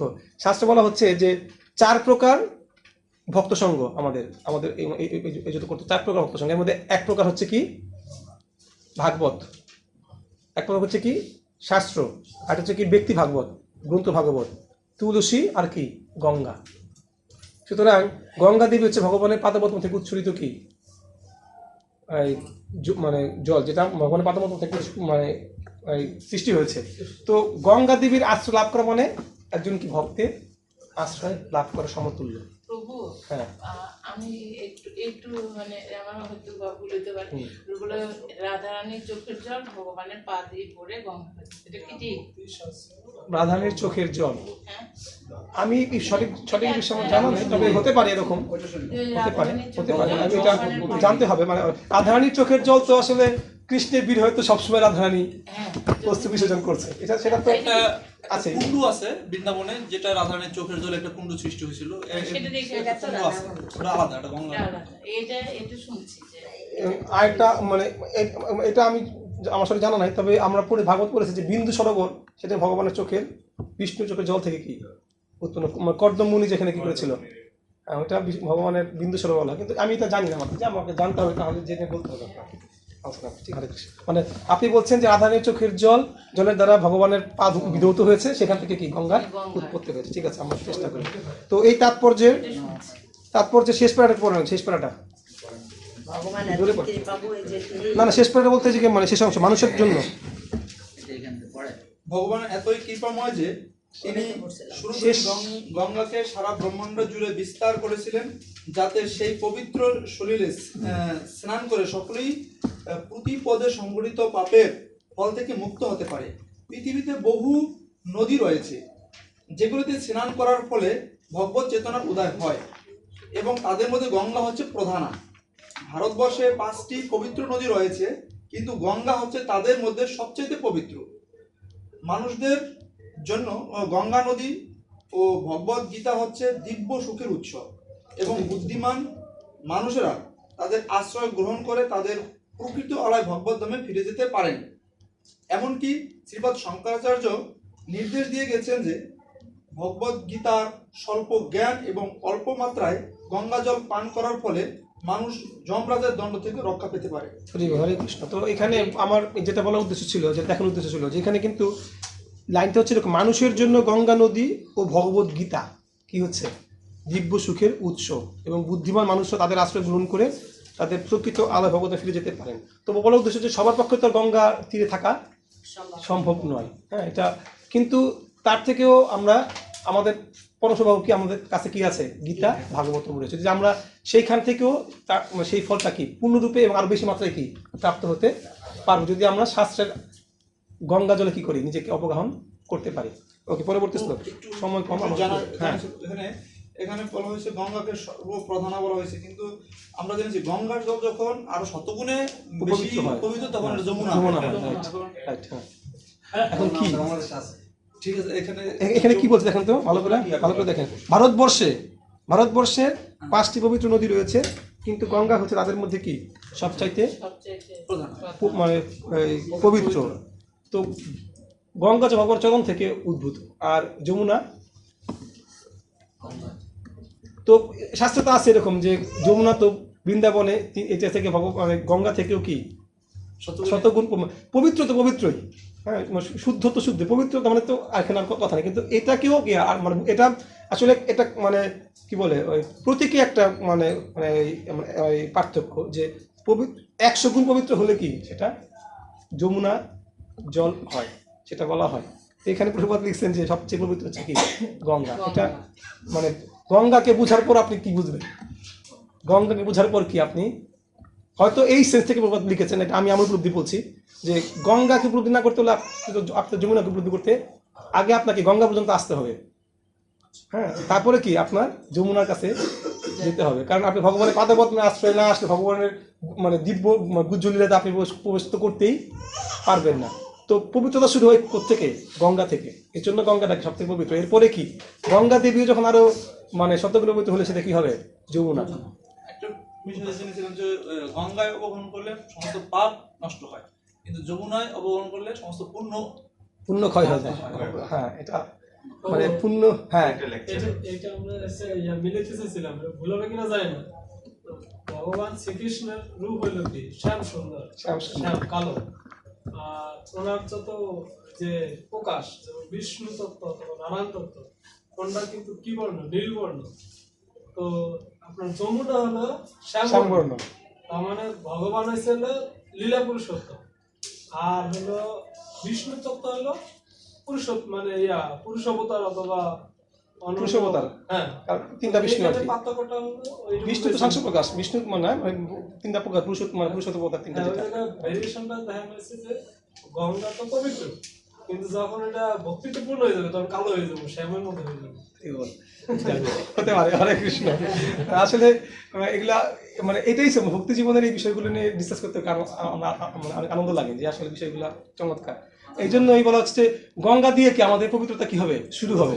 কারণ ভগবানের পাদপদ্ম দিয়ে ভগবানকে দর্শন করার, আমি বলতে ভুলে গেছিলাম যে প্রার্থনা করার যে কথা, সেখানে কিন্তু আস্তে প্রার্থনা শুরু হয় কি দিয়ে, ভগবানের চরণ থেকে। তারপরে আস্তে আস্তে কি উপরে উঠতে পারে, আপনি সরাসরি কি উপরে উঠলে তার তেজকে আপনি সহ্য করতে হয়তো নাও পারেন, কিন্তু চরণ থেকে আসলে আপনার কৃপাটা কি দ্রুত পাবেন। এই জন্য গঙ্গা ভগবান চরণ থেকে আসছে, ভগবান থেকে আগে পাপ মুক্ত হবো, তেন কি ভক্তি করা শুরু হতে হবে, কি বুঝতে পারবো যে তারপর পাপ মুক্ত না হলে কি পুণ্য ক্ষয় করতে চাইবো না কিন্তু, হ্যাঁ। তো এইটা হচ্ছে বিষয়। তো এই জন্য গঙ্গা দেবীকে 100 গুণে পবিত্র হলে সেটা কি হয়, যমুনা দেবী না। ওকে, আমরা পরবর্তীতে চলে যাবো। আমাদের আমরা কোন শ্লোকে আছি এখন, আমরা পড়েছি এটা না, 42 পড়েন, 42 পড়েন, আমার সময় কম। শ্রদ্ধা ও ভক্তি সহকারে কেবল আপনার শ্রীপাদ সম্বন্ধে শ্রবণ করার ফলে এবং হৃদয়ে তার ধ্যান করার ফলে মানুষ তৎক্ষণাৎ জ্ঞানের আলোকে উদ্ভাসিত হয় এবং বৈরাগ্য বলে শান্ত হয়। তাই আমাদের অবশ্য কর্তব্য হচ্ছে আপনার শ্রীপাদ পদ্মে স্মরণ করা। হরে কৃষ্ণ, অনেক সুন্দর। এই শ্লোকটা তাৎপর্যটা পড়া খুব আমাদের জরুরি, খুব চমৎকার তাৎপর্য। আপনারা চেষ্টা করবেন না পুরোটা পড়ার। তো এখানে যেটা বলা হচ্ছে, শ্রদ্ধা ও ভক্তি সহকারে কেবল আপনার শ্রীপাদপদ্ম সম্বন্ধ শ্রবণ করার ফলে, এই শ্লোক থেকে ভগবান শ্রবণের যে গুরুত্ব, আমরা তো শ্রবণ অনেক রকম গুরুত্ব করেছি, এখন থেকে দেখবো শ্রবণের বিশেষ কিছু গুরুত্বকে এখানে তাৎপর্যপূর্ণভাবে ব্যক্ত করেছেন, চমৎকার। এবং দেখবেন যে এই মানুষ তৎক্ষণাৎ জ্ঞানের আলোকে উদ্ভাসিত হয় এবং বৈরাগ্য বলে কি হয়, শান্ত হয়। জ্ঞানের আলোর দ্বারা উদ্ভাসিত হবে এবং বৈরাগ্যের ফলে কি হবে, শান্ত হবে। এখানে শেষ পারা দেখেন, একটু শেষ পারা এখন পড়েন। ভগবত ভক্তির প্রক্রিয়াটা হচ্ছে সদ্গুরুর কাছ থেকে দীক্ষা প্রাপ্ত হয়ে তার নির্দেশ অনুসারে ভগবান সম্বন্ধে শ্রবণ করা। এই প্রকারের সদ্গুরুকে গ্রহণ করতে হয় নিয়মিতভাবে। তার কাছ থেকে ভগবানের কথা শ্রবণ করার মাধ্যমে জ্ঞান এবং বৈরাগ্যের উৎকর্ষ সাধন ভক্তরা বাস্তবিক অভিজ্ঞতার মাধ্যমে অনুভব করেন। সদ্গুরুর কাছ থেকে এই শ্রবণের পন্থা শ্রী চৈতন্য মহাপ্রভু দৃঢ়ভাবে অনুমোদন করেছেন এবং এই পন্থা অনুশীলনের ফলে মানুষ অন্য সমস্ত মার্গকে পরাভূত করে সর্বোত্তম ফল লাভ করতে পারে। ধন্যবাদ। এখন দেখুন, এখানে স্পষ্টভাবে ব্যক্ত করা হচ্ছে যে জ্ঞান এবং বৈরাগ্য এই দুটা বিষয় কিন্তু আপনার এই বাস্তব অভিজ্ঞতার মাধ্যমে কি অনুভব করা যায়। জ্ঞান এবং বৈরাগ্যটা কিন্তু এটা কি শুধুমাত্র কি তাত্ত্বিক কোনো বিষয়, এটা কি আপনাকে কি করতে হবে, প্র্যাকটিক্যালি আপনাকে উপলব্ধি করতে হবে যে আপনার মধ্যে বৈরাগ্যর উদয় হয়েছে, বা আপনি জ্ঞানের দ্বারা কি হয়েছেন, আপনার সমস্ত কলুষ বিধৌত হয়েছে। তো জ্ঞানের দ্বারা কলুষ বিধৌত হওয়া বা বৈরাগ্য উপলব্ধি করার, এটা উপলব্ধি করাটাই কি মানে ভক্তির উৎকর্ষতা। এছাড়া কিন্তু আপনি ভক্তি জীবন উপলব্ধি করতে পারবেন না, কারণ বৈরাগ্য জ্ঞান আপনি সরাসরি কি প্রাপ্ত হতে পারবেন না। এখানে কিন্তু খুব গুরুত্বপূর্ণ পয়েন্ট। গীতাতেও যদি দেখেন, দেখবেন জ্ঞান কখনো কি তাত্ত্বিকভাবে কি পূর্ণ জ্ঞান লাভ করা যায় না। জ্ঞান লাভ করার পন্থা কি বলা হয়েছে গীতায়? যদি আমরা গীতার 4th অধ্যায়ের শ্লোক নাম্বার 34 দেখি, কি পরিপাতনেও পরিপ্রশ্নেও আর কি সেবয়া, তিনটা না, পরিপাত করা গুরুদেবকে, পরিপ্রশ্ন করা, তারপর কি সেবার দ্বারা। তার মানে আপনি যদি তিনটা কথা না জানেন, জ্ঞান কিন্তু লাভ করতে পারবেন না। আপনি কখনোই কি ওই দিব্য জ্ঞান কখনোই কি আপনি সেবা ছাড়া কি। সুতরাং এখানে বলা হচ্ছে এটা কিন্তু হৃদয়ে কি হবে, আপনি অনুভব করবেন যে আপনার মধ্যে কি আসতেছে, ধীরে ধীরে কি আপনি বৈরাগ্য পরায়ণ হচ্ছেন, এই জগতের মানে বিষয় আপনাকে আপনার বিষয়ের প্রতি আপনি বিরক্ত হচ্ছেন, এটা আপনি আস্তে আস্তে উপলব্ধি করতে, এটা জোর করে কখনো আমরা আনতে পারবো না। আমাদের কাছে কিন্তু মানে ওই গীতাদি ভগবান স্পষ্ট লিখেছেন যে বৈরাগ্যের অর্থ হচ্ছে বিষয়ের প্রতি অনাসক্তি, ভগবানের প্রতি আসক্তি, যুগপথ একসাথে। যখন আমাদের তো এখন বিষয়ের প্রতি আসক্তি আছে, আর কি আছে, ভগবানের প্রতি অনাসক্তি আছে, মানে উল্টাটা, ভগবানের প্রতি অনাসক্তি, বিষয়ের প্রতি কি আসক্তি। তো মানে প্রভুপাদ তাৎপর্যে ভক্তরা বহু জায়গায় বহুভাবে বলেছেন যে আমাদের বিষয়ের প্রতি অনাসক্ত হওয়ার চেষ্টা করার কোনো প্রয়োজন নেই। প্রয়োজনটা কি, ভগবানের প্রতি আসক্তটা হওয়ার চেষ্টা করা। একটা যখন বাড়বে আরেকটা অটোমেটিক্যালি কি কমবে। গ্লাস তো একটাই, যখন আপনি পরিষ্কার জল ঢালবেন নোংরা জল এমনিতে কি পড়ে যাবে। তো উদ্দেশ্য হচ্ছে কি, এই শ্রবণের মাধ্যমে ভগবানের চরণে যখন আমরা আত্মসমর্পণ করতে পারবো, দেন অটোমেটিক্যালি আপনার হৃদয়ে জ্ঞান এবং বৈরাগ্য কি হবে, উদয় হবে। এটা আপনি আস্তে আস্তে উপলব্ধি করতে পারবেন, নচেত কি আমাদের পক্ষে এটা উপলব্ধি করা সম্ভব না। এবং এই কথাটা এখানে স্পষ্টভাবে কি ব্যক্ত করা হয়েছে। যাই হোক, আজকে আমরা এখানে শেষ করবো, কারণ আমরা শেষ করতে পারলাম না পুরোটা, 50টা শেষ করা ছিল না। আমাদের 10:30 পর্যন্ত বলছে, আমাকে 10:30 পর্যন্ত শেষ করতে রাতের ছেলে এসে বসে রয়েছে, পিছনে বসে রয়েছে ভক্ত এসে, এই জন্য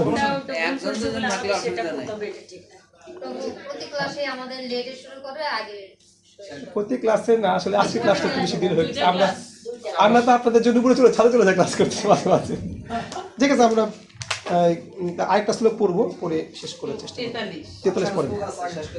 হে ভগবান, জগতের সৃষ্টি স্থিতি ও প্রলয়ের জন্য আপনি অবতার গ্রহণ করেন এবং তাই আমরা আপনার শ্রী পাদপদ্মের শরণ গ্রহণ করি, কেননা তা সর্বদা আপনার ভক্তদের স্মৃতি ও অভয় প্রদান করে।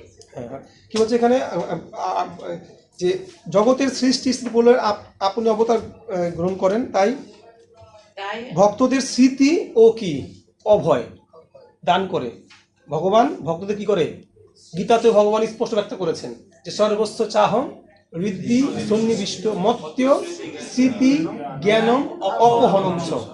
মত্য স্মৃতি জ্ঞান দুটাই কে দেয়? ভগবান দেয়। এবং অভয়টাও কি দেয়? হ্যাঁ, ভগবান দান করে। সুতরাং ভক্তদের এই যে দেখেন, মানে এখানে যে জ্ঞানের কথা বলা হচ্ছিল, আপনি অনেক জ্ঞান লাভ করলেন, কিন্তু প্রকৃত জ্ঞানটা কি?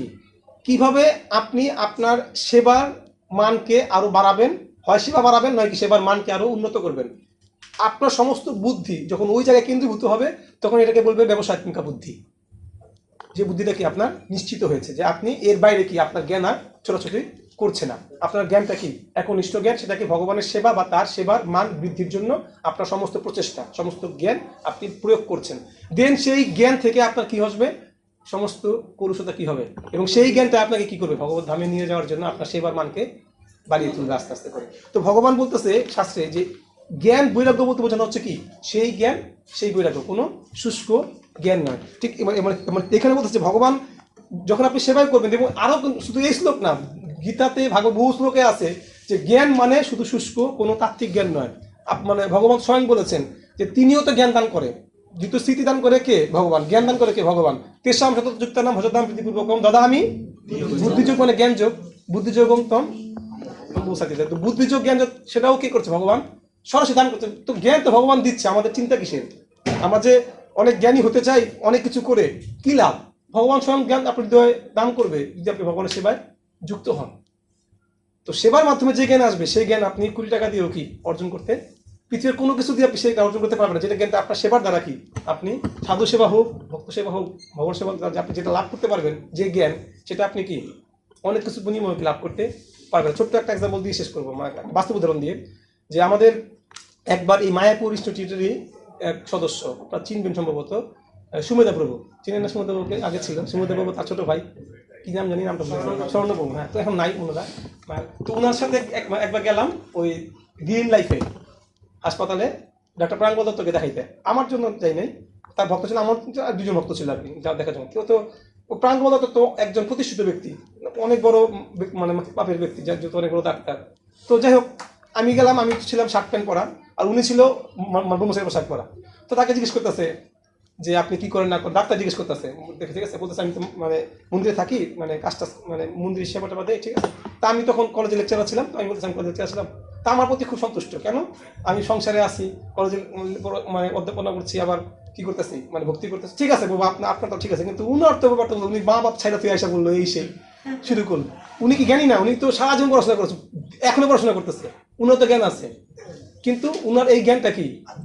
আচ্ছাদিত জ্ঞান। উনি কিন্তু বুঝতে পারছেন এই যে মায়াদেব জ্ঞান, এটা উনি বুঝতে পারতেছে না যে সেবার দ্বারা যে জ্ঞান প্রাপ্ত হওয়া যায়। সেবা করলে যে ভগবান হৃদয়ে জ্ঞান ট্রান্সফার করে পরমাত্মা রূপে, আমরা ধ্যানের প্রশ্ন আসতো না। আমরা আমরা মানে কচ্ছপ, মানে এই কি বলে, জলের তলে ধ্যান করে বাচ্চা পালন করতে পারতো না, শুভপক্ষে পর্যন্ত হইতো না যদি এগুলো না থাকতো। এগুলো যা আছে এটা কি উপলব্ধিতে আসে না। ওই জ্ঞানটাই কি আপনাকে একসময় কি করবে? আপনাকে নরকগামী করবে, এবং আপনাকে মানে নির্বিশেষবাদীর যে মানে মানে সব থেকে খারাপ ক্লেশটা কি দান করবে, জল্পনা কল্পনার যে জ্ঞান। কিন্তু এখানে ভগবান বলছে সে কারণে ভক্তদের সেবার মাধ্যমে কি হবে? আপনি ভগবান অভয় দান করবে।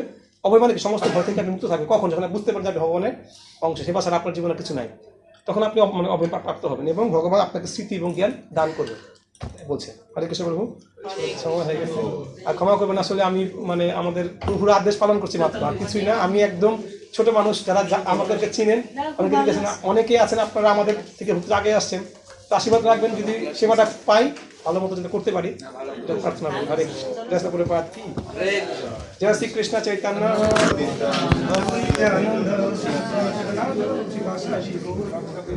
Krishna Krishna Krishna Hare Hare